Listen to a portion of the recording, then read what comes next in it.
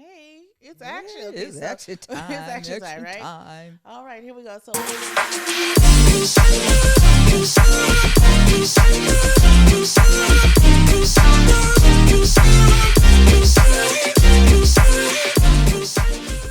welcome to this week's edition of the Black Girl's Guide to the Pivot. And you should already know what to expect.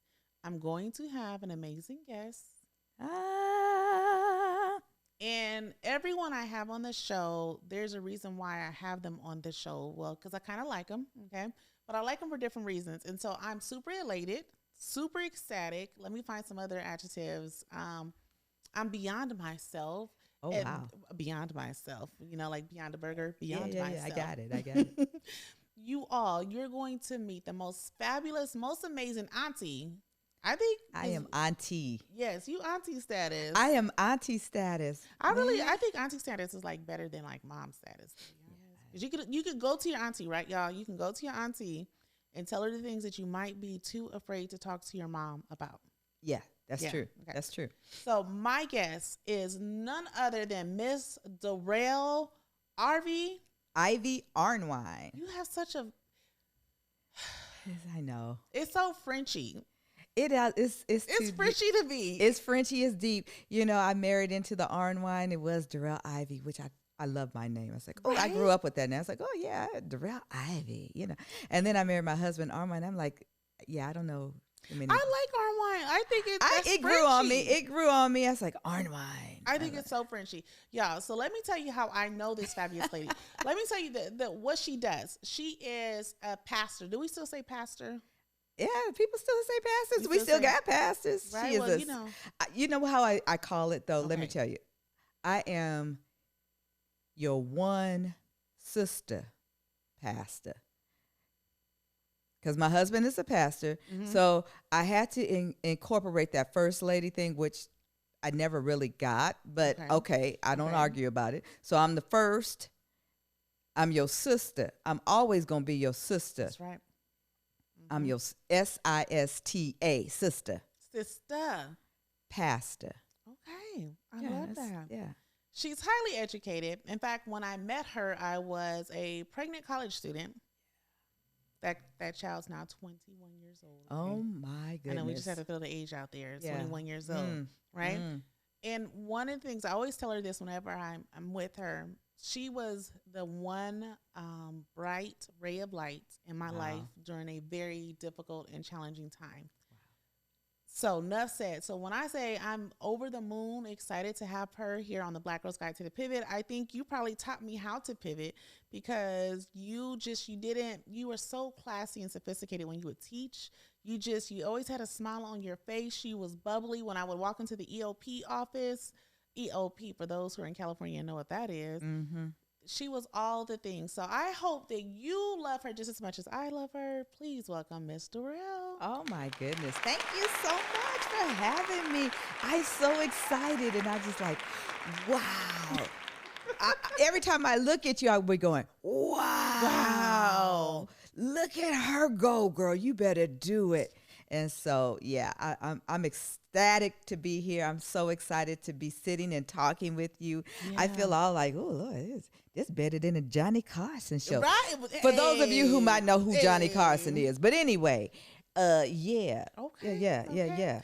So we were having the conversation before the podcast. Those y'all be missing out on the conversation before the conversation. Mm-hmm. But we're going to take a little bit of the pre-conversation and bring it in. And so we are mature-ish women, clearly. Yes. We're mature-ish, you know. And I was saying before I started the podcast that I'm in my 40s and I just now feel like I've hit my stride. Like I'm enjoying the heck out of my 40s. I know who I am. Right. I know what I'm not going to deal with. Okay. I know my talents, my gifts, my strengths. There you go. Okay. I know whose child I am.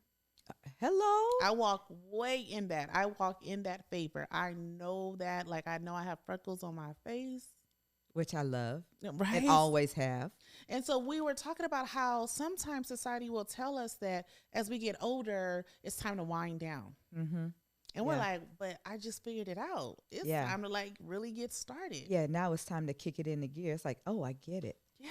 Yeah. Yeah. I was, it's funny because in our pre-conversation before we came live, I was sharing with you how my aha moment is it's different for me.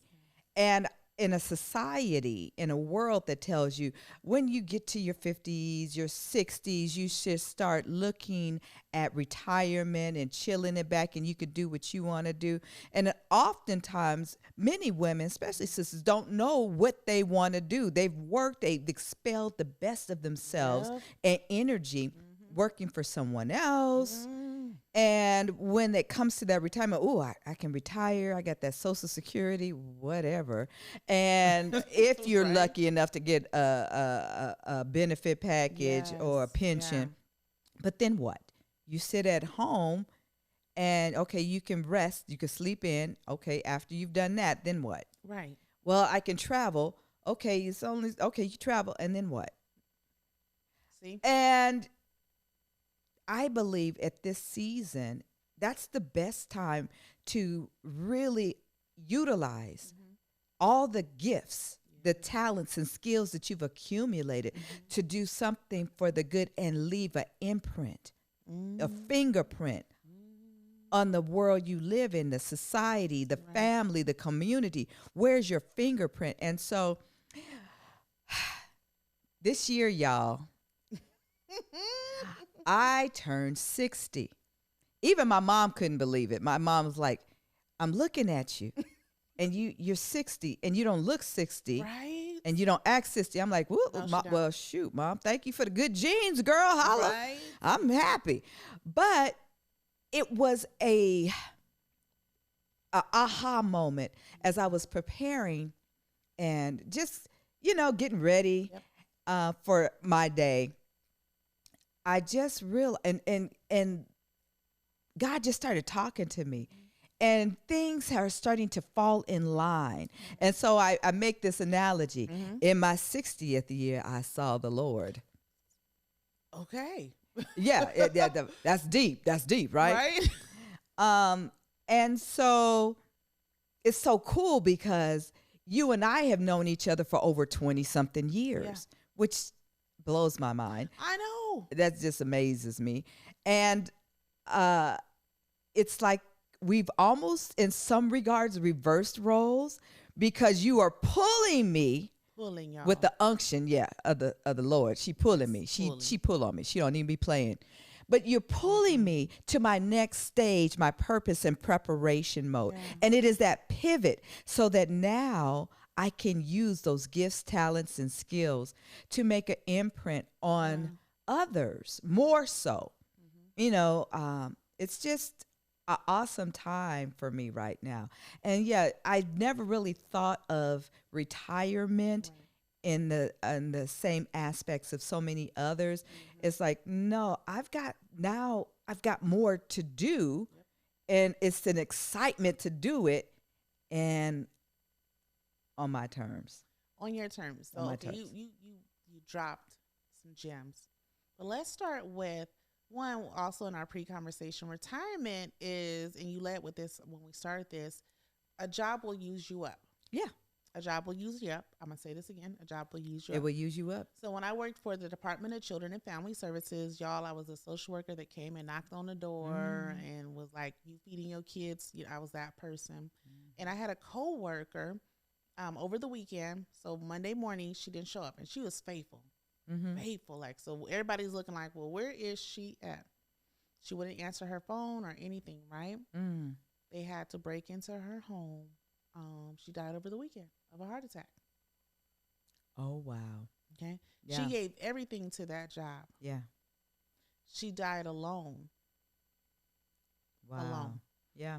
And it was one of my first times. And I saw how after like 3 days, it was back to business as usual.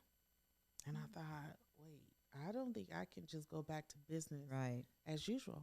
Right. More recently, about 2 years ago, 1 year, some 2021. Yes, 2021. My staff, I was running a shelter program. My staff, she was driving to work. And she got in a car accident. We were the same age. She got in a car accident and had to have brain surgery. She never recovered and she died. Wow. And that was like really like the last pivot for me to mentally say, F that job. Like for real. A job will replace you. And so it really started to shift my mental narrative on you cannot give the best of you to a job and then leave what's the left, the residue, the leftovers. Yeah, for your family and for yourself. Yeah. And so I think we think of life too much of giving your all to a place, an institution, and not enough of give my all to myself and my family. Well, giving yourself to what you were put here to do. There's purpose. Yeah. And people without purpose, they flounder. Yeah. And they squander the giftings, the talents, the skills. Yeah. And so it makes no sense at the end of the day, and everybody comes to an end of the day. End of the day, yeah. But in the end of the day, at the end of the day, what have you left that they will remember? To this day, everyone knows the name of Martin Luther King. We sure do. He's gone, been gone. Forever. But yet his fingerprints, his giftings and talents, the systems that he changed are forever impacted. I know it's still impacting me. I was a little one, when my grandparents and my mom were a part of the civil rights movement. And so I was a little one when he died. And I don't remember all that happened because I was a little kid. Right. But I remember sadness in our house when he was assassinated. Yeah. I remember showing up at a Operation Breadbasket March and gathering with my mom, who was very much a part of Jesse Jackson and on the south side of Chicago and all of that stuff. Wow. I was there. I was a little kid running around, but I was there. And so here I stand in my 60th year, I saw the Lord. Here I am. Right. And those imprints of those earlier years, of those people who made a difference in our society, they're still impacting me. Yeah. That's the only reason I chose to go into social work. In social work meaning I work for nonprofits to make a betterment of people, and so when we get to that place where we understand it's not even just about me satisfying me, but what am I going to do? Because I'm not satisfied if I haven't touched someone's life. If I haven't made a difference in a young person's life. And even if they leave me and find me 20 years later and tell me, remember me? I was in your class and you said this. It happens a lot. It happens to me all the time. I'm like, I did? I said what? And you don't even know what you did for me. And I'm like, well, wow. Hallelujah. But I know I'm going to leave here. What is it, the legacy that I'm going to leave my grandchildren? Yes. And they can say, oh, yeah, that was my Nana did that. And the reason I do this is my Nana inspired me. Because, see, my life has to matter beyond these years that I'm here on earth. Yes, the right now. The right now. It's got to make a difference. And, what's so cool is right now we're, everybody's into the systems change. What you going to change is systems change. I know. The system is broken. Well, what are you going to do with the gifts, talents, and skills that you have to help correct something that's broken? Yeah. And if you broken and, depressed and everything else because you don't know what to do with yourself, how you going to change the system? How are, the systems, because I'm the queen of systems change, systems change, because here's the thing. This country was founded on systemic racism, colonizer principles, white supremacy culture. That is fact. That is a fact. That is fact. That is. Okay. This is a beautiful time to be alive. Yes, we still have our challenges. Like we got them. Okay. But we have more access to resources than we've ever had previously and on a larger scale. And so I always ask people, what are you going to do? It's not enough to just live life for yourself. No. Even if it was live on behalf of your family, how will you, for the next 7 generations, influence your own family? Like, you don't even have to be like, I'm going to be the next Martin Luther King or Gandhi or Mother Teresa. What will you do for your right now for the next 7 generations of your family? Well, you know what? It's really interesting because the family, the impact of my family, and I'll talk about my grandfather, Fred. That was my boy, Fred. Fred. Fred impacted me at such a place where, and it trickled on to my mom and to me. Fred you're going to college. I didn't know I had a choice. So as a young one, he would take me to his General Motors celebrations that they had at GM, and I was on the south side of Chicago, and he would take me and to these events, and he would, they give the kids gifts, and he taught me how to be. I was the only child, so he was teaching me not to be selfish. He says, "Get whatever you like." And I get books, I get toys. Wait a minute. You're the only. You're an only child. I am an only child. Shut up. I'm an only child. Clearly, what Grandpa did, Fred, was amazing because usually y'all know, only childs, they be special. And I have my special moments, but I ain't gonna lie, I got some special moments about. That's why I need a lot of prayer. But Fred would take me and he says, "Okay, come on, Dorelle, we going." And I'd hang out. I go literally. It's like Fred had he was the assigned father figure because I wasn't raised with my father. I just barely knew who he was, but I knew Fred.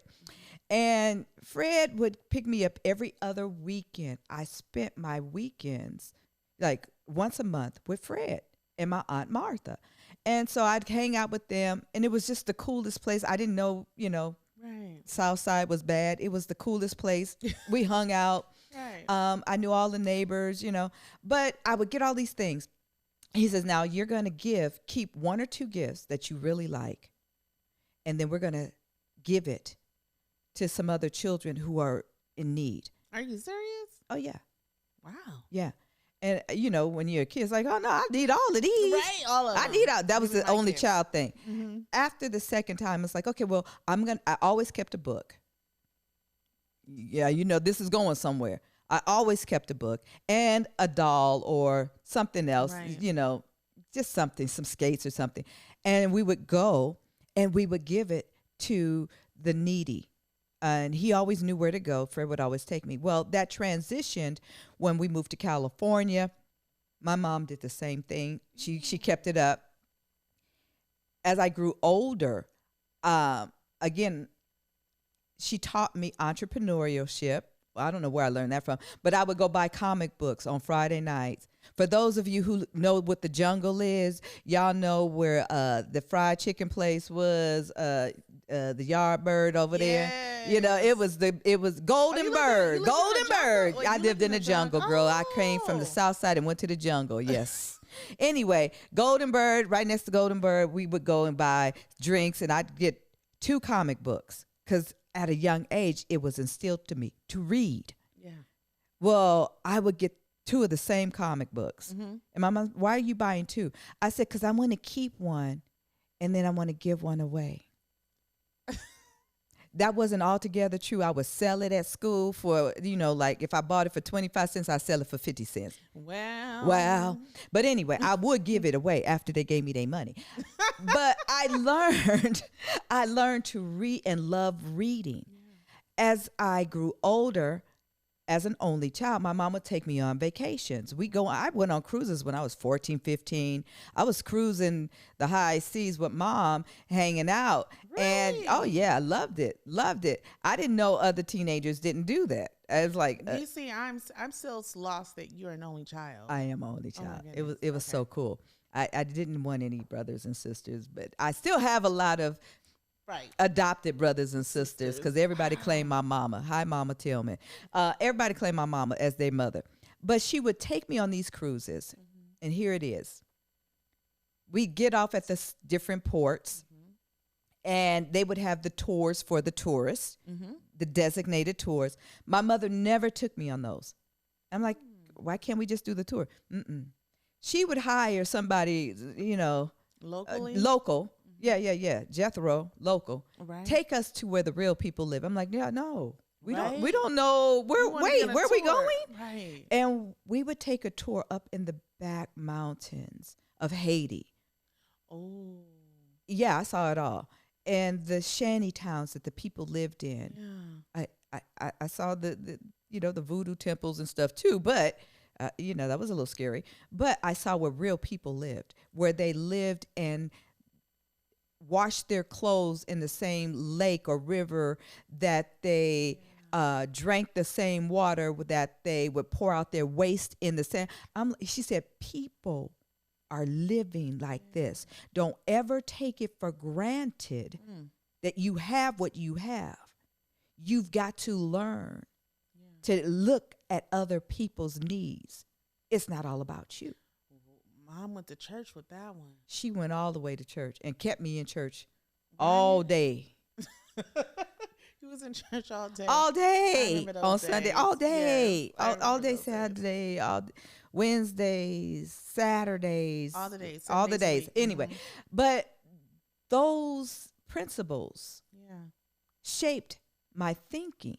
So now I'm and part of that is, and we talked about this earlier, the need to institute literacy and introduce our children back into literacy, especially our Black children, where that is not a value, because our children are falling woefully behind. And so here's my heart pulling. We've got to get back to, I grew up reading and learning to read. She would read to me and then stop. I was like, well, keep reading. She said, no, I'm stopping tonight. When you learn to read, then you can finish the story yourself. Well, she would leave it at the cliffhanger. So I learned to read so I could finish the cliffhanger. I love it. It prompted me to read. So here's the imprint. I send my children, my grandchildren, books that from Nana. Y'all got enough toys and stuff. Here's some books. And they read, all of them. Even the 2-year-old who learned to FaceTime me in the middle of a meeting, and he's, hi, Nana. And then I was like, did your mom call you? Oh, no, she in the other room. He's 2, but he can read the phone and say, oh, that's Nana. Push the button and say, hi, Nana. So the pull is literacy. And it's not just for my children. I want all my Black children. Yep. Because I know that's a pivot. You can go and be and do whatever you want to do. Right. When you can read. It's a reading rainbow. I remember that. So the pre-conversation, reading is the foundation for everything. Everything. Right? It's the intervention. When a child doesn't struggle with reading and writing, you got to read to be able to write. Reading and writing. Got to read to do math. Right. Then the child will fall through the cracks, the educational cracks. A child that falls through the educational cracks will resort to other types of behaviors and activities that will result or lead to criminal activity, typically are getting in trouble, which really leads to the criminal juvenile justice system. Right. And if you've been involved in the juvenile justice system, that leads to the prison system. Exactly. Reading is, it sounds so cheesy, but reading is fundamental. It's the fundamental. And if our foundations are not set correctly, and a lot of our children, and just like you, I wasn't a social worker, but I did wraparound. Yeah. And so the children that you had to detain sometimes would end up on my wraparound. Yep. And I would go in home and work with them in foster care or work with them with their parents. Yep. And the core problems or challenges, that fundamental challenges were, they really were not literate. Yeah. And so they would act out. Yeah. And a lot of times the families were not fundamentally stable, which led to a lot of mental health things. Mental health, financial things. Get a real good job. Exactly. It's so key. So, we were having a Come to Jesus talk previously, and this is where she's talking about the pull, because I'm like, especially in our community in which we do work in, if there's no one that's going to stand on the principles of reading, then who will do the work? Yeah. And so I said, I will answer that clarion call, because I had the opportunity to sit and listen and observe. I already know how I felt, but I had the opportunity to listen to some legislators that I for whatever reason, happened to be at the table. We know a reason. Yes, we God. do. And I had no idea at the time, why am I at this table with these people? And I heard their conversation. Can we get back to the fundamental principles of teaching our children to read, write, to do arithmetic? We're so busy concerned that a kindergarten determined their sexuality when they know nothing. They still develop in their brain. They don't know how to even pick up their socks, let alone. But we're so busy worried about that we forget to teach them. My professor yesterday, he said we teach people content. And what he meant by that is that oftentimes teachers are teaching, right? But they're forgetting that they're people.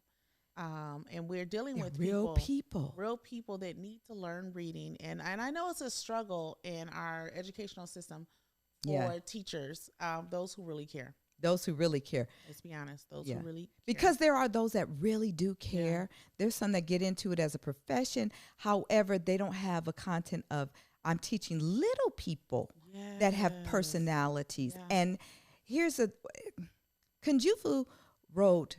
Who? Kunjufu? I'm sorry.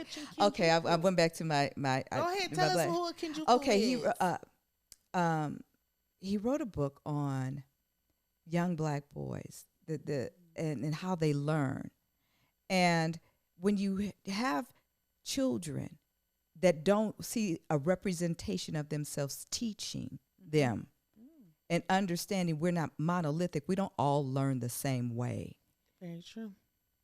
We can learn reading, but some children learn reading by hands-on, which I'm very animated and acting.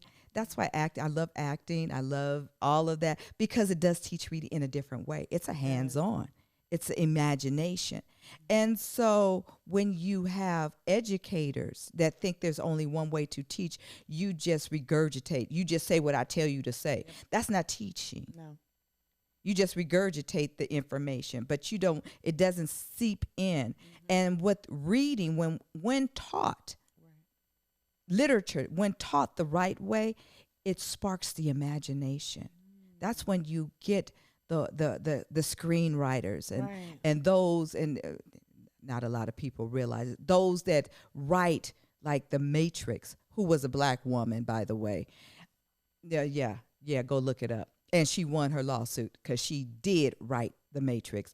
But when you spark literature and reading, it opens up the mind. Well, it begins to now make an imprint on the society, and systems are beginning to shift and change. And I think that's just so cool. And that's where I am at this juncture. I'm not looking to retire. I was like, no. My 84-year-old mom came out of retirement, so to speak.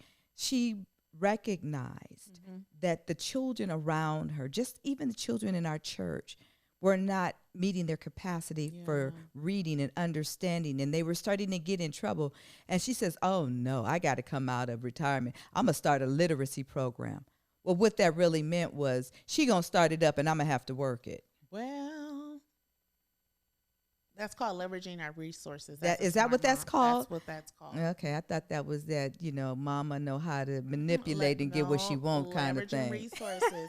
In business, we would give that person a raise. Okay? Yeah, I get her raises. I make dinner every night, and I drive her, Miss Daisy, wherever she want to go. So with a mom that's 84, that is a blessing. It is a blessing. And y'all, it she's is the a blessing. Cutest. Oh, she's so adorable and just a firecracker. She is a hot firecracker. Yes. And that spark will kick her. I'm like, oh, there she go. There she go. There she go. So let me ask this for whoever's listening or watching this podcast. Yeah. And they're like between 40 and 60, okay? Because I feel like 40 is that pivotal age where you start to go, what is the meaning of life? What am I going to do? Yeah. Right? My kids are now growing. I'm getting older, and So if someone is like, what do I do? What are some tangible steps you can give them to start really thinking and meditating on what is next? I would first say this. Assess who you are. And no one can tell you who you are. You've got to know that for yourself. You at this point at 40, you begin to know, who am I?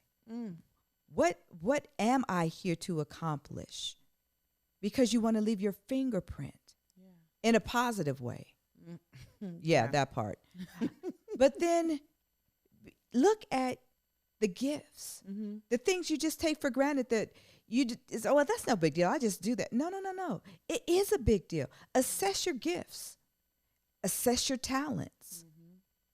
Assess your skills. Write them down.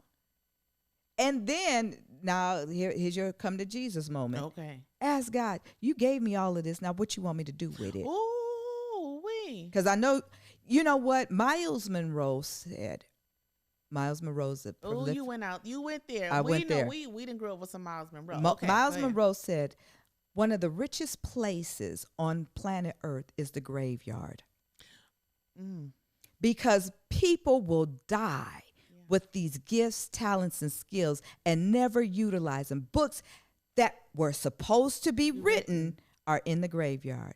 Businesses that would affect humankind go to the graveyard. Recipes that should have been eaten are in the graveyard.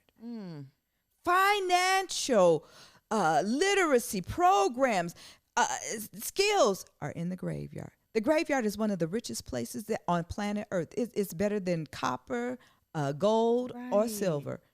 But because we die with our riches within us, and we never send them out. We never expose us. So when you get to this age, 40, 60, even 70, 80, until you leave here. Until you leave. Okay, here another come to Jesus moment. Caleb in the Old Testament said, I'm well able to take the mountain. He was 80 years old. He was ready to go to war. Him and Joshua, let's take the mountain. Let's do this. 80-year-old man.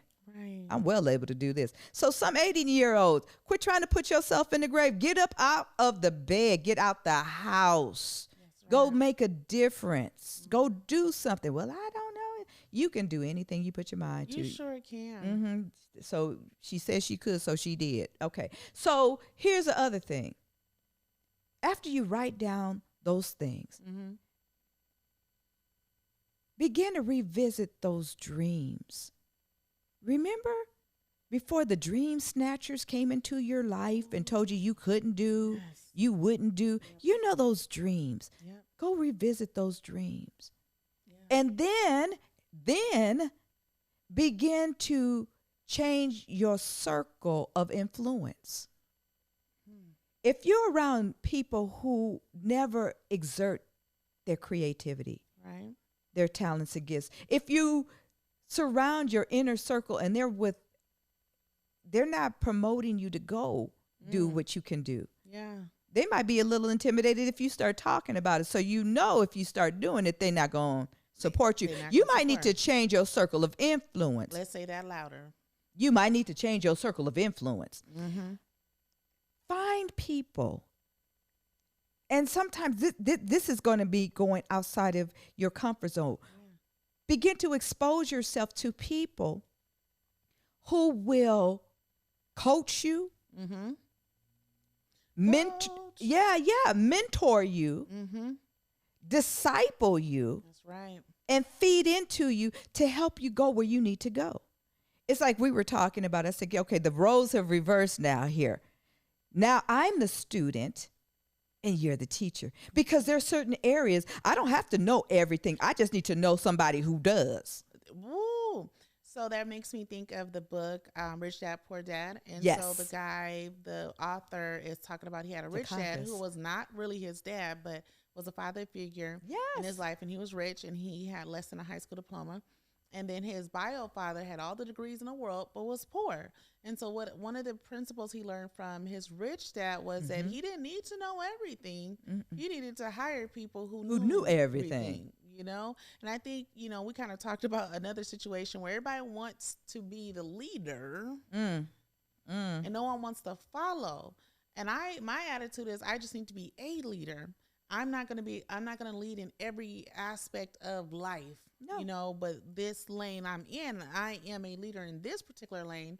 And actually I had an interview yesterday for a teaching position at the university, And the person asked, what do you think you are, a leader or a follower? And I said, I'm a leader. I said, but I know when to follow, because you have to be able to follow those who are more advanced or have a different perspective so you can get further in life. It's not about always being the chief. No. The head. No. The HNIC. Mm-mm. Okay? We sometimes need to follow so that we can gain more wisdom. I think that's observational mentorship. When we're following someone who does know, we are being observational wisdom. I love that. That's what we need to do. It. So following is not, unless you're a mindless follower. Now that's deadly. That's we're not saying be mindless followers. What we're saying is being following with intention and following those who have the wisdom. That you need to develop in the process. It's an intentionality. Yes. I'm following with intentionality. Well, what's the intent? I need to learn. And when we come to that understanding, even 40, 50, 60, I still have the capacity to learn something new. Yes. I still have the capacity to expand my skill set. Yeah. And I can get with someone who can teach me. I don't care if they're 20, 40, 30. If they have a skill set that I can learn, I'm going to learn it. Right. And then I'm going to use it for the good. I'm going to use it. You know what I'm saying?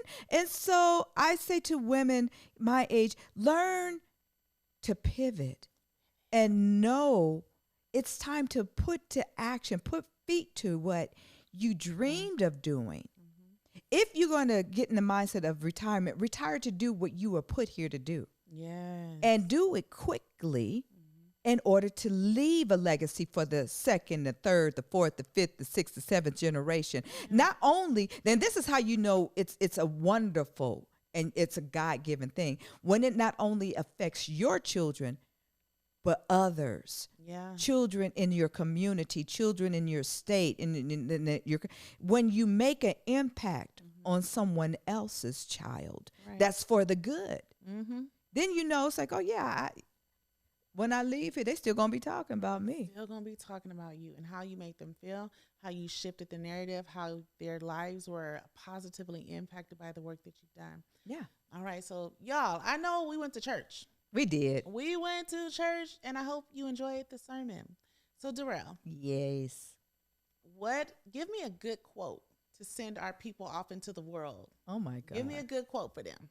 The listeners and the viewers, give them a good quote. A good quote. Oh, who am I going to say? Well, you know, I told you about Dr. Miles Monroe. Don't take your gift to the grave. Utilize that gift, but you can do all things. And if you can imagine it, you can do all things through Christ who strengthens you. Right? Okay, like, that part. That's the best quote because it's biblical. But you know, I love the quote that is here. I saw it. I believed I could do it, so I did. So I did, and that's the best. You can do it if you can see it. You can do it. Yeah. It's nothing too hard that you can't do. Nope. Well, you said it all right there. So as we wrap up this episode, I just want to summarize key points for you all to listen to. Dorelle said, write down your gifts, your talents, and your strengths. Ask God, God, you gave me all this. What am I supposed to do with this? Yeah. Okay? Yeah. Don't think of retirement as you wind down, but you rev up in your purpose and what you hope your life to be.